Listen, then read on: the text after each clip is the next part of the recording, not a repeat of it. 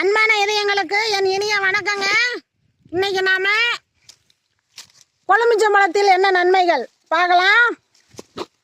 இது கிராமத்தில் வீடு தவறாமல் மரம் இருக்குங்க. இது சாத்துக்குடி, கொடையாரிஞ்சி அந்த மாதிரி பழமாகத்தான் தெரியும். இது கொஞ்சம் புளிப்புத்தன்மை அதிகமாக இருக்கும். இது சளி காய்ச்சலுக்கு சாப்பிட்டா ரொம்ப நல்லது. நமக்கு காய்ச்சல் தலைவலி வந்ததுன்னா வாய் கசப்புத்தன்மையாக இருக்கும். இந்த பழத்தை தினம் ஒரு பழம் சாப்பிட்டா ஒரு 3 நாளைக்கு தொடர்ந்து சாப்பிட்டோம்னா கசப்புத்தன்மை இருக்காது. சளி காய்ச்சல் குணமாயிருங்க. ரொம்ப சுவையாக இருக்குங்க. நாம் ஜூஸ் போட்டு குடிக்கலாம், சாதம் கிளறலாம், சூப்பராக இருக்குங்க. இந்த பழம் காயில் கொஞ்சம் புளிப்புத்தன்மையாக இருக்கும். நல்லா பழுத்த பிறகு ரொம்ப சுவையாக இருக்குங்க. கிராமத்தில் எல்லா வீடுகள்லையுமே இந்த மரம் இருக்கும். காய் நிறைய இருக்கும். ரொம்ப சுவையாக இருக்குங்க. ரொம்ப சுவையாக இருக்கும் கொழுமிச்சம்பழம்.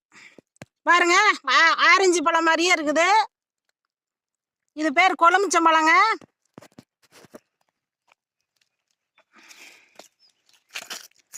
தொளிப்பதற்கும் ரொம்ப எளிதாக இருக்கும்.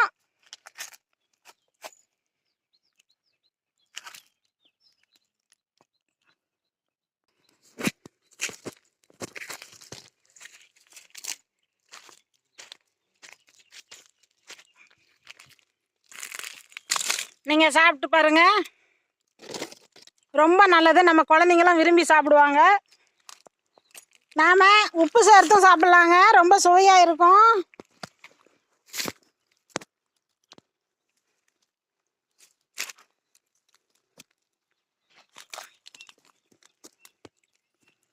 இது வருஷம் 2 முறை இந்த பழம் மரத்தில் பிடிக்கும். நல்லா தண்ணி செல்வாக்கா பாஞ்சதுன்னா காய் நல்லா பெரியதாக வரும்.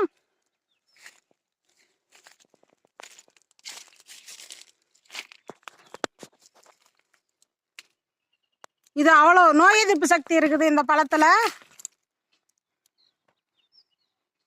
மேலும் விவரங்களுக்கு ஈஸ்வரியின் 4 ஒரு மூலிகை சேனலை ஃபாலோ பண்ணுங்க.